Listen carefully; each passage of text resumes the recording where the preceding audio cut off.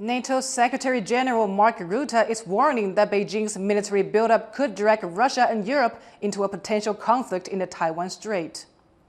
And we are all very worried, of course, about the situation in Taiwan.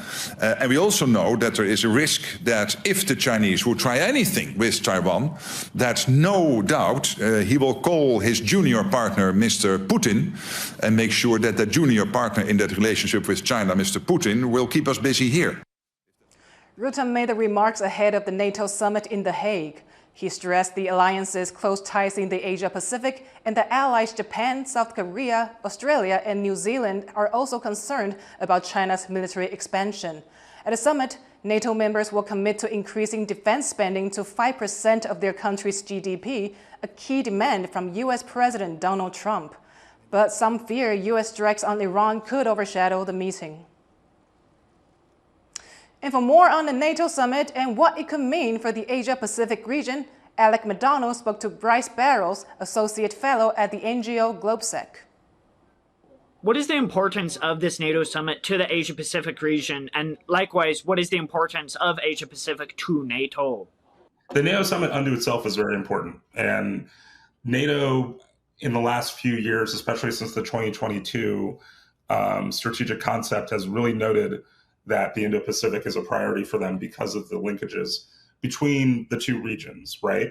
And it goes not only from the idea that you have a larger neighbor invading a smaller neighbor and what those parallels might mean for the Indo-Pacific, but also just like longstanding strategic concerns, right? So if you're in Tokyo, historically, your biggest great power rival going back a century and a half or more has not been China per se, but it's been the Russian Empire, the Soviet Union, and now to a lesser extent, or depending on who you talk to, in Tokyo, the Russian Federation, right?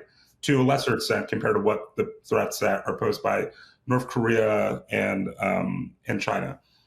So I think trying to drive those linkages are really important. And it's not just something that, looks good, feels good.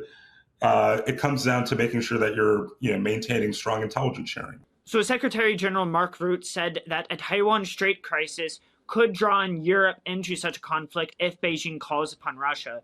How realistic is such a situation, and what would be the consequences if this happens? I think from a battlefield perspective, it's very unlikely you're going to see, you will not see coordinated NATO organizational involvement. I think what you will see is potentially contributions from different member states, depending on the context of what that sort of conflict looks like, right? And obviously, Secretary General Rutte's sort of comments were right to raise the alarm, as in that Europe cannot afford to see the Taiwan Strait sort of situation as a distant issue.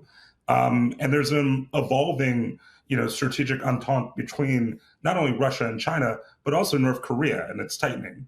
For example, Russia has conducted joint patrols, like bomber patrols, around Japan. That happens every once in a while.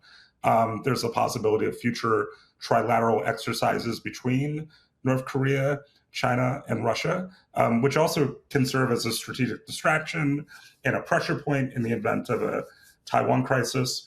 So with the Asia-Pacific region being so important to NATO, then how significant is it that South Korea, Australia, and Japan will be skipping out on this summit? So I think the optics don't look good. Even if Iran is not the only factor.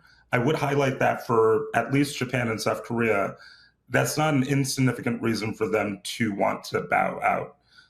It's important to remember how much oil Japan and South Korea both receive from the Middle East.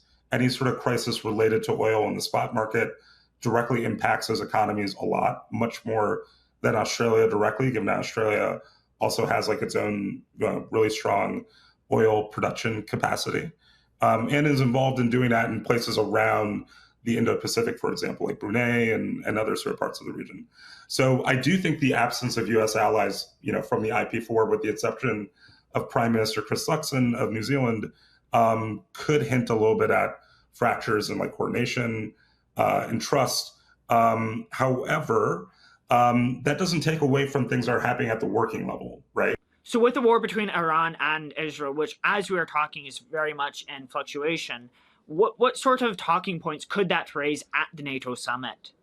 So NATO puts a big emphasis, or rather, I shouldn't say that NATO as a whole does, but parts of the NATO sort of alliance structure, so member states, put a large emphasis on what they view as the South, right? So that includes discussions related to like migration through the Mediterranean for southern member NATO states, right? Like Spain, Italy, Greece, Portugal, etc.